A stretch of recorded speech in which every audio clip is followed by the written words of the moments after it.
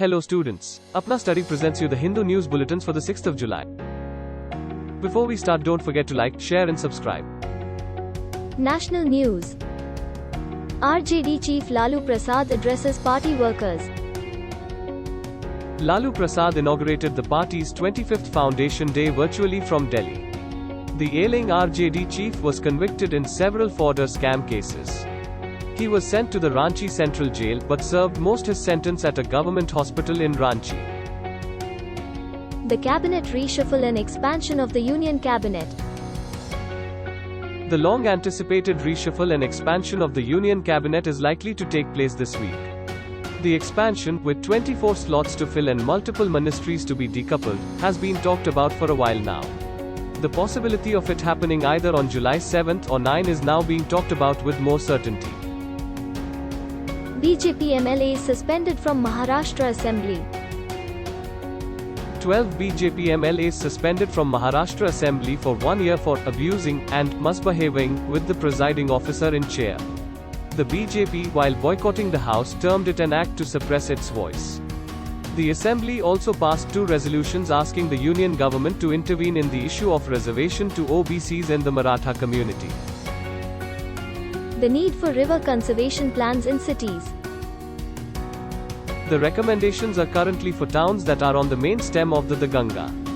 There are, as per the estimate of the policy document, 97 of them encompassing 5 states. A key aspect of conserving and protecting river and riverine resources involves increasing green cover. Co-win vaccination platform to be made open source. The Co-win platform is being made open source and it will be available to all countries. Prime Minister Narendra Modi said with nearly 200 million users, the Arogya Setu app was a readily available package for developers. He said a secure and trustworthy proof helped people establish when, where and by whom they had been vaccinated. Father Stan Swami's medical bail rejected. Father Stan Swami had told the Bombay High Court that he preferred to die in prison rather than get treated in any hospital. A committee of doctors, led by the Dean of JJ Hospital, examined Father Swami. The committee advised that he should be provided with physical assistance, physical support in the form of a walking stick and a wheelchair.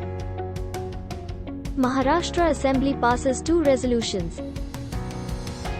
Maharashtra legislature passed 2 resolutions asking the centre to intervene in the issue of reservation to OBCs and the Maratha community.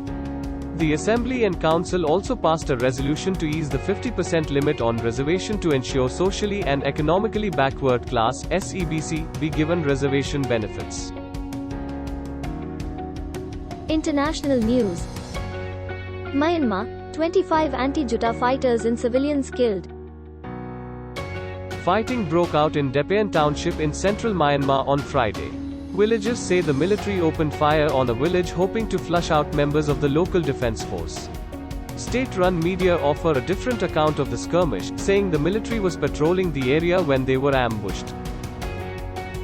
The United Arab Emirates backs OPEC plan to cut oil production beyond April 2022. UAE calls OPEC plan to extend global pact to cut oil production beyond April 2022 unfair. UAE is one of the group's largest oil producers, seeking to increase its output. The UAE said it supported plans for output increases over the summer, believing the market is in dire need of higher production. Taliban capture Panjwai district in Kandahar province. Panjwai district is the 5th district in Kandahar province to fall to the Taliban in recent weeks. The fall comes 2 days after US and NATO forces vacated Bagram Air Base near Kabul. The province of Kandahar is the birthplace of the Taliban, who went on to rule Afghanistan with a harsh Islamic Sharia law. Philippine Air Force plane crash. The plane had attempted to land at Jolo Airport but overshot the runway without touching down. It failed to regain enough power and height and crashed at nearby Patikal.